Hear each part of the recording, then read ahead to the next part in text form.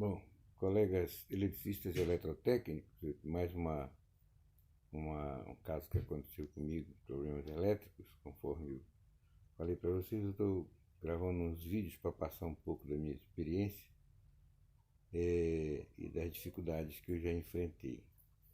Há um certo tempo nós fizemos a instalação de uma clínica e a clínica ela tinha bastante aparelhos, ecocardiogramas, equipamentos pesados com raio-x e tudo, muita iluminação com LED, painéis de LED. E depois da inauguração, quando os médicos começaram a trabalhar, os ecocardiogramas apareciam uma interferência no monitor que ele não conseguia ler. E isso foi causando um certo transtorno, uma preocupação muito grande, porque a clínica tinha que produzir, os médicos tinham que trabalhar e ficou uma situação difícil. Aí, como eu havia feito a instalação, eu fiquei com aquele compromisso. Porém, a empresa se antecipou e contratou uma outra empresa, a clínica contratou uma outra empresa que eles mexem com esse negócio, com esse tipo de instalação. E os caras foram lá e propuseram instalar um filtro em cada equipamento. Aí instalaram o filtro, esse filtro custava R$ 5.000 cada um. Instalaram 5. Conclusão, atenuou um pouco a interferência, mas não acabou. A interferência continuou. Aí o técnico de TI, que inclusive é meu colega, me telefonou e pediu para a gente dar uma estudada, para ver o que poderia acontecer, o que a gente poderia fazer para resolver o problema. E eu fui e fiz alguns estudos, estudei bastante, li, fiz algumas literaturas para ver o que poderia acontecer. E nisso eu vi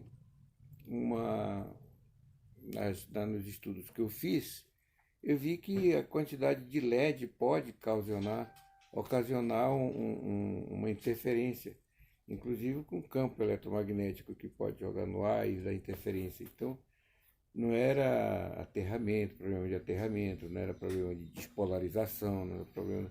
Aí eu imaginei que podia ser isso. Conclusão, eu fui, como é dividido a sala muito grande, a clínica muito grande, então foi dividido em seções os circuitos de iluminação. Aí nós desligamos algumas seções e fomos testando os aparelhos. Conclusão, quando desligamos toda a iluminação, acabou o defeito. Aí nós fomos ligando uma por uma, sessão por sessão. Na terceira sessão que a gente ligou, apareceu o problema de novo. E ficou difícil do médico ler. Aí eu peguei e fui, nesse circuito todo, eu fui tirando os painéis de LED. Nós fomos tirando um a um por um. Tiramos todos. Quando tiramos um determinado painel, o problema acabou. Eu imaginei, pode ser o drive, mas não é. Também não tirei o drive do circuito, tirei só o painel. E acabou o problema. E aí, cada vez que o rapaz ficava testando o aparelho, e cada vez que eu aproximava o painel de LED para colocar no lugar, né, no teto, quando eu me aproximava, ele começava a dar interferência. Eu disse, pô, é o painel de LED.